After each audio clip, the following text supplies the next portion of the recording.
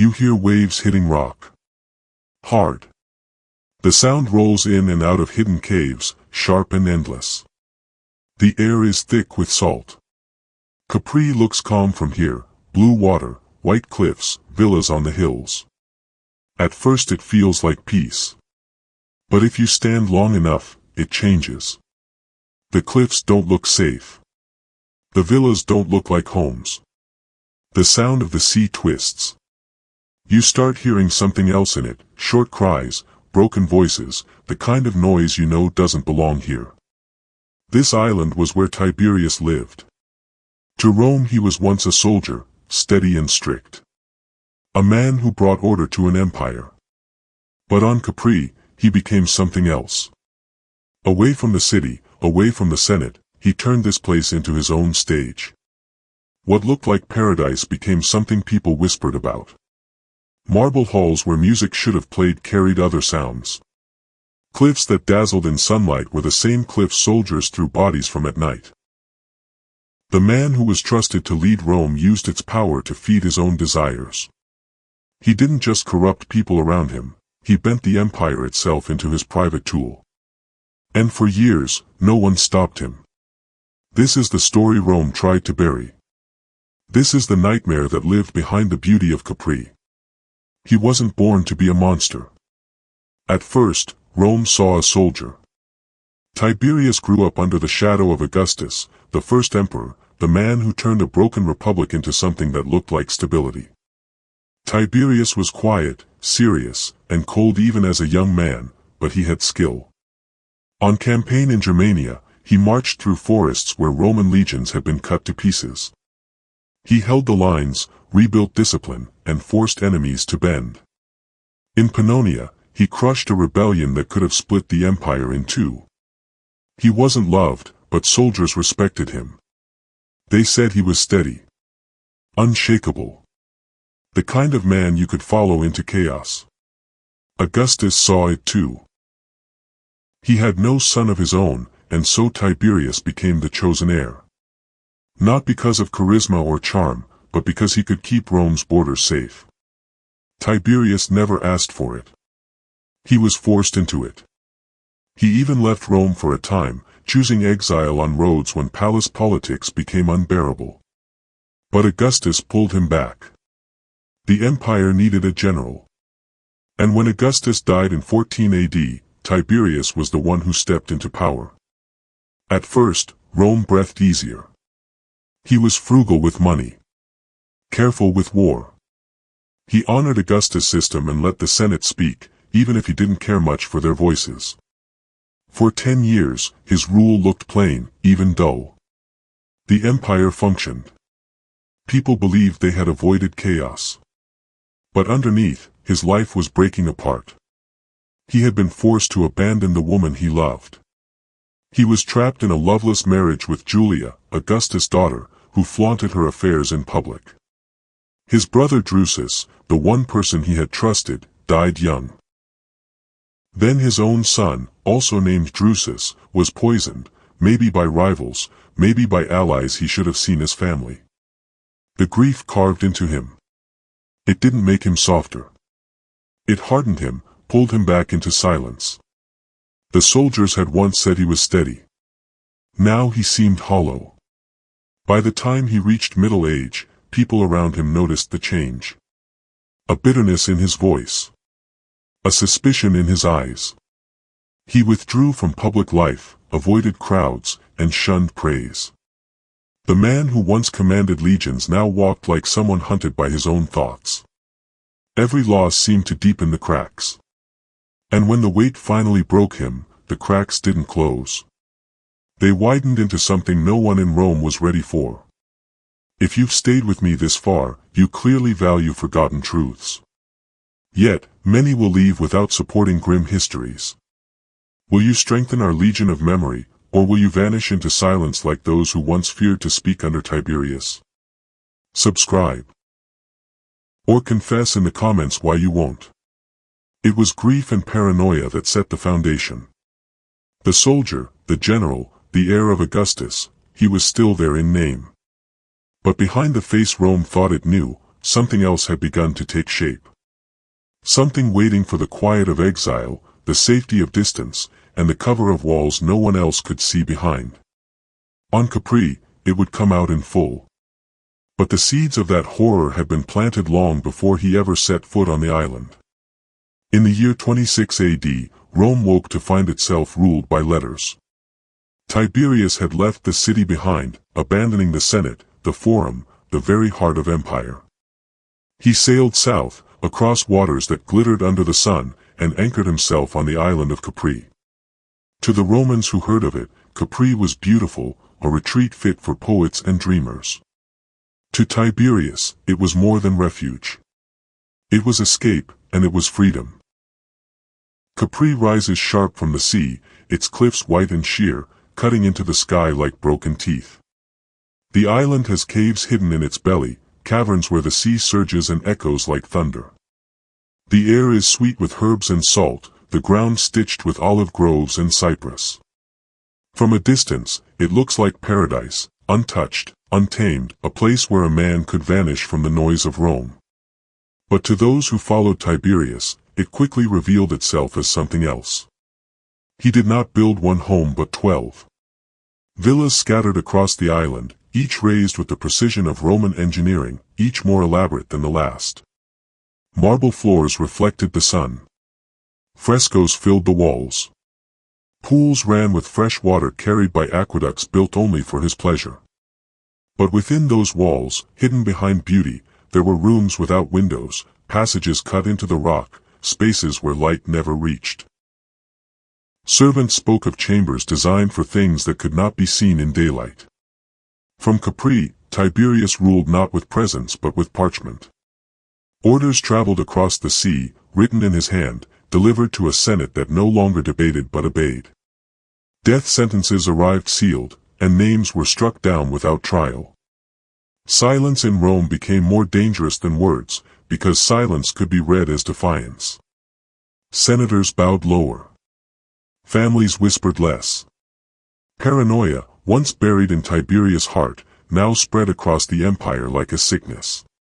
On the island itself, the emperor surrounded himself with astrologers and informers.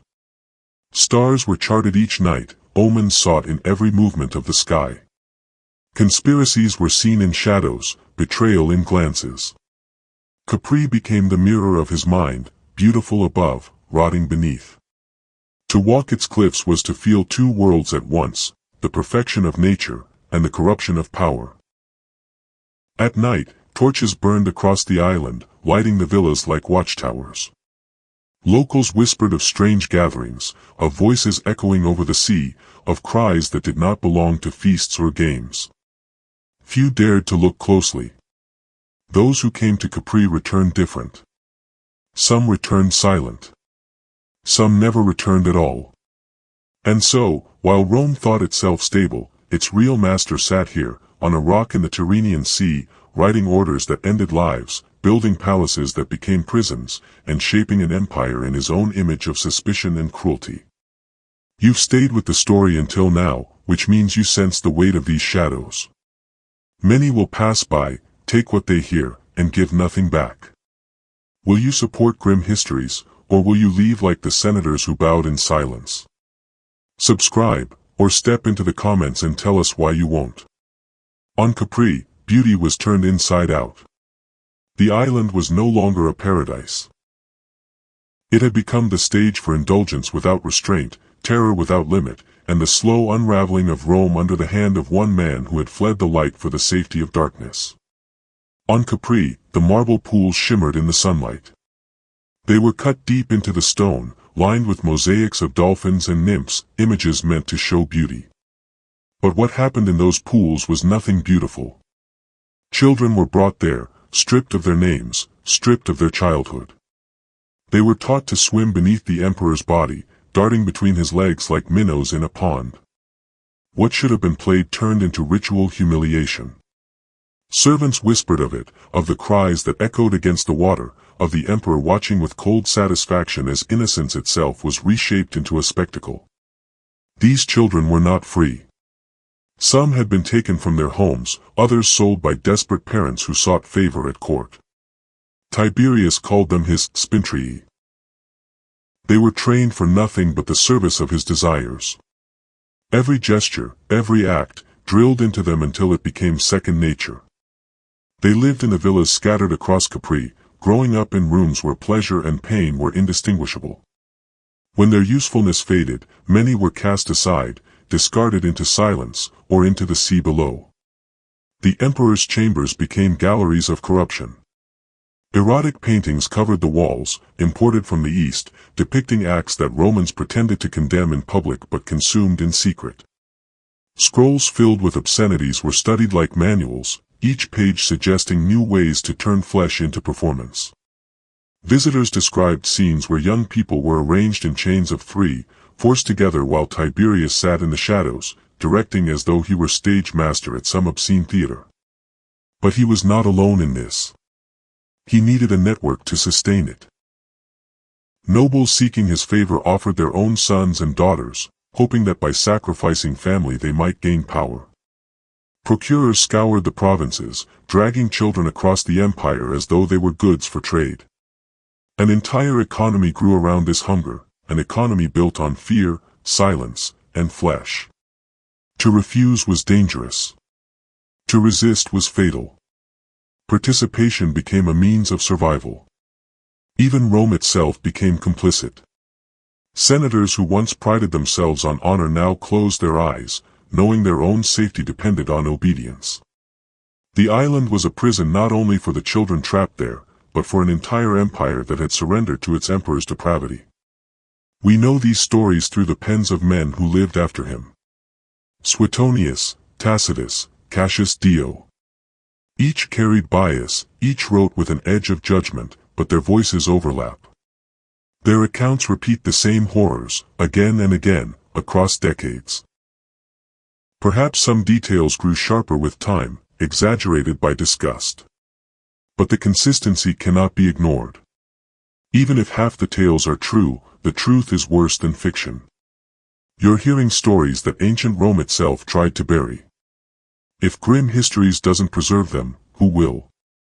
Some will consume this horror freely and walk away. But real supporters subscribe. If you won't, at least leave your reason in the comments, we'll remember your silence. The villas still stand in ruins today. The mosaics remain, the stones still catch the sun. Tourists walk where the children once walked, staring at beauty without knowing the screams that once filled those halls. And yet the shadow lingers. Every wave that breaks on the cliffs of Capri seems to carry an echo of what was done there, the memory of lives destroyed to satisfy the pleasure of one man who ruled the world and turned paradise into a nightmare. Tiberius's cruelty did not end with the children on Capri. His sickness spread into the very machinery of Rome. When he withdrew to the island, he did not stop ruling. He ruled by fear. His chosen weapon was the treason trial. Any man could be accused. Any word, any gesture, any careless expression could be twisted into an insult against the emperor. And once accused, there was no hope. A charge of maestas, injury to the majesty of Rome, meant death. The trials were theater. Senators sat in silence while names were read out. Some tried to defend themselves, but defense was useless. Tiberius rarely pardoned. He enjoyed the process of watching men squirm, begging for mercy that would never come. Families were destroyed. Estates were seized. Even the dead were not safe, corpses were dragged into court, their property stripped away, their memory blackened by decree. He invented new forms of torment. Victims were forced to drink until their bodies swelled, then bound so tightly their insides ruptured. Parents were ordered to watch their children's execution, and in some cases, forced to take part. Prisoners were told they were spared, only to be killed days later. He called it loyalty testing. In truth, it was sadism. He delighted in breaking not just bodies, but spirits. The Senate, once Rome's pride, collapsed into a nest of cowards. Men competed to praise him, each honor louder than the last, hoping to avoid suspicion. They voted for executions as if casting lots for their own survival. To resist was to die. To show compassion was to mark yourself as guilty. Some chose suicide, believing it better to end their own lives than wait for his order. Rome itself suffocated. At banquets, guests kept their mouths shut. Conversations shrank to whispers. Children were warned not to speak in their sleep, in case words betrayed them. Writers burned their manuscripts. Historians avoided their own time, retreating into safer, ancient subjects. Rome, once a city of debate, now lived in silence. Fear ruled every household, not just the Senate halls. And the crimes that filled the courts were trivial. A senator was executed for carrying coins with Tiberius's face into a latrine. Another condemned for criticizing a poem the emperor had written in his youth. Others accused simply for speaking to astrologers, as if curiosity itself was treason. It was not justice. It was controlled. Tiberius thrived because people stayed silent. Don't be like them. Support Grim Histories by subscribing. And if you choose silence, write in the comments why. You'll be no different from the senators who watched their world rot. By now, the line between private vice and public terror was gone. Capri had become the reflection of Rome, and Rome the extension of Capri. The emperor's cruelty was not hidden, it was policy. And with every passing year, he sank deeper into his own decay. His body began to betray him. Ancient writers speak of sores spreading across his face, of wigs to hide his baldness, of heavy powders caked on his skin. The emperor who once marched with soldiers now looked like a ghost painted in false color. He feared mirrors, yet surrounded himself with servants trained to flatter him through the stench of sickness. His mind fared no better. Obsessed with omens, he clung to astrologers who fed his paranoia.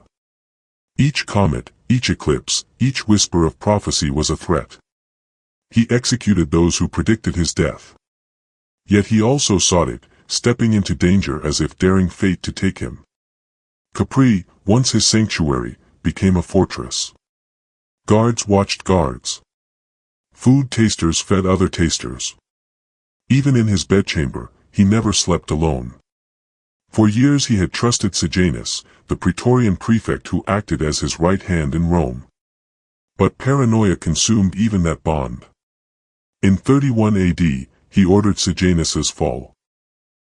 The man who had enforced his cruelty was dragged down, executed, and with him thousands more, wives, children, allies, anyone suspected of loyalty to him.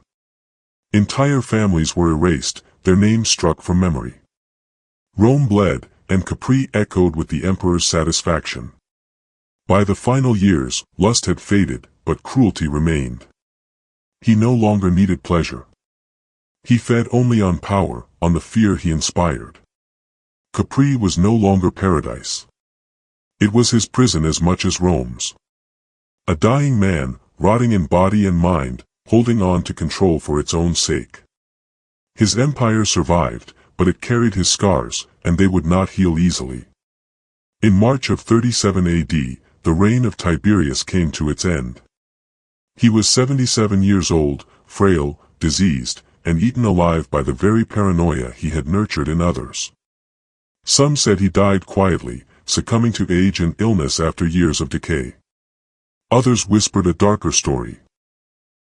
That he was smothered by Macro, the new commander of the Praetorian Guard, who had grown tired of waiting for power to pass. Ancient accounts clash. One says he appeared to revive after being pronounced dead, forcing his attendants to finish the job. Another claims he lingered in agony, clawing at the sheets while those around him debated whether to let him live another day. Whatever the truth, the news traveled fast.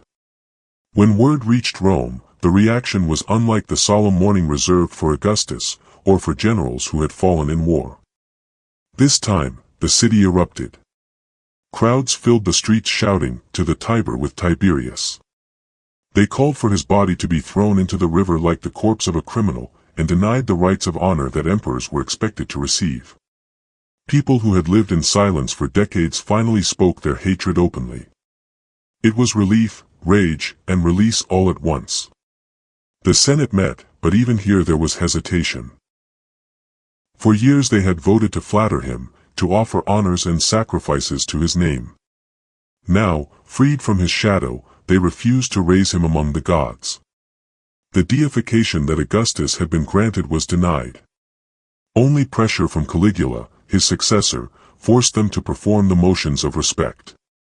But there was no real grief, no genuine honor. His funeral rites were hollow, the last empty ritual of a reign built on fear. The villas he left behind on Capri were abandoned. For years, no emperor would live there. The walls stood, the mosaics remained, but people whispered that the stones themselves were cursed. Travelers who passed spoke of voices on the cliffs, the echo of screams carried on the wind. Paradise had been poisoned. The island became a monument not to luxury, but to corruption. Rome cursed his name for centuries, but even curses fade if stories aren't told. Grim Histories exists to remember. Subscribe, or join those who let history's monsters vanish unpunished. If you refuse, tell us why in the comments. We'll weigh your silence as history did. His death left a question that never faded: what had really happened on Capri, and how much of it could be believed? Ancient historians filled their works with accounts of his crimes. Suetonius wrote in detail, Tacitus described the terror, Cassius Dio added his own judgments.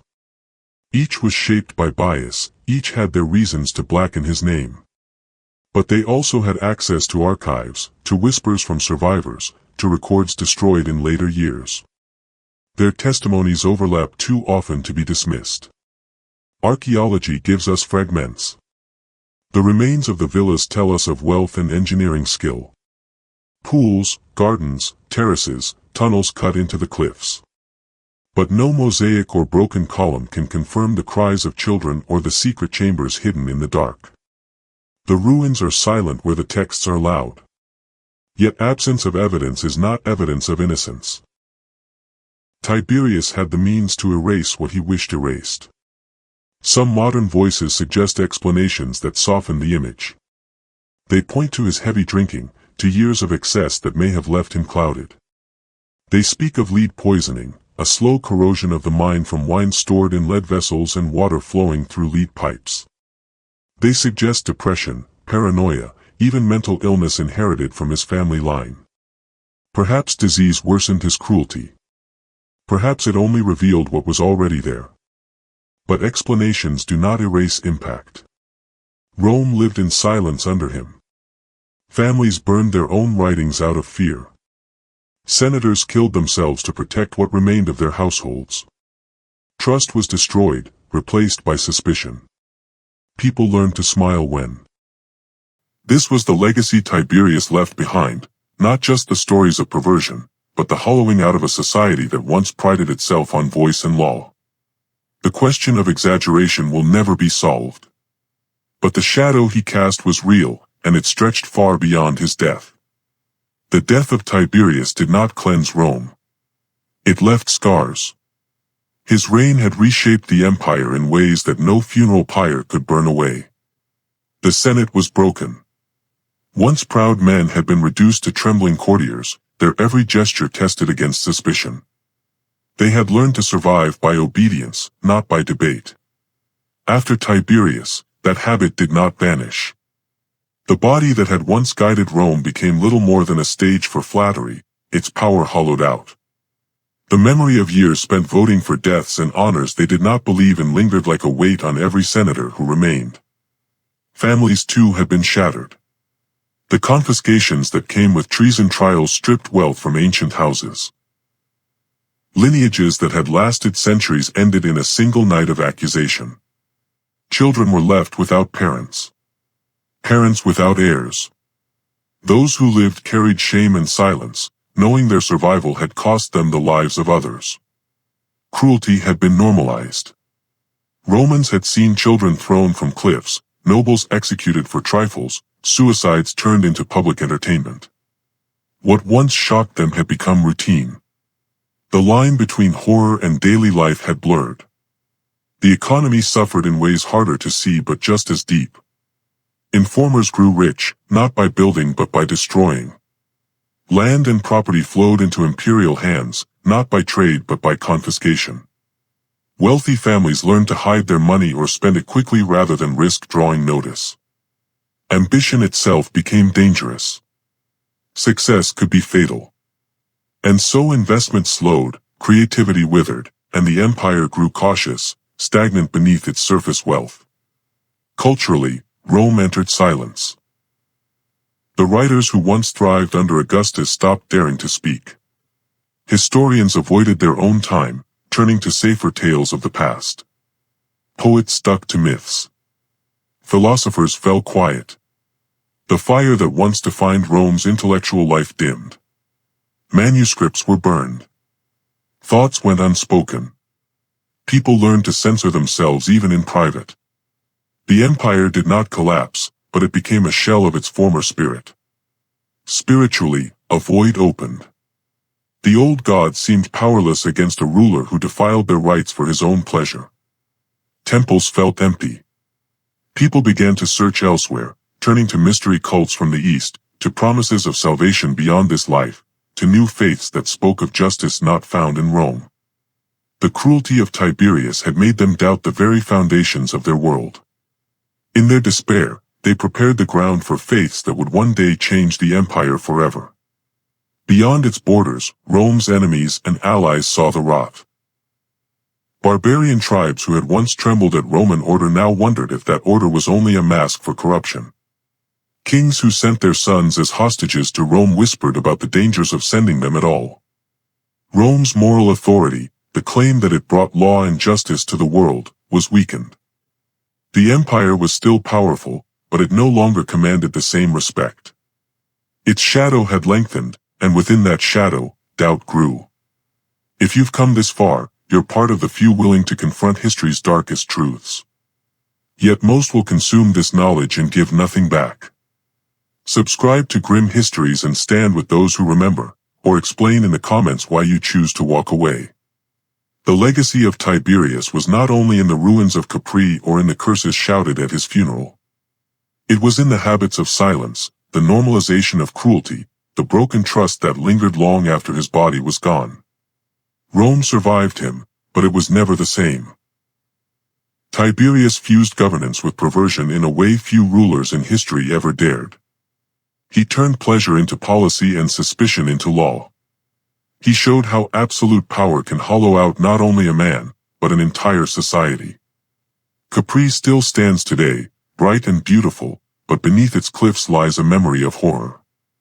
Every stone, every wave, every cave carries the weight of lives taken and voices silenced. The warning is simple. Monsters like Tiberius do not rise alone. They rise when silence protects them, when fear replaces courage, when people choose survival over truth. Rome learned this lesson too late. It carried the wound for generations. And so the story remains. Not just of one emperor, but of what happens when power breaks free of restraint. A reminder that beauty can hide horror, that civilization can mask rot, and that silence is the greatest accomplice of all.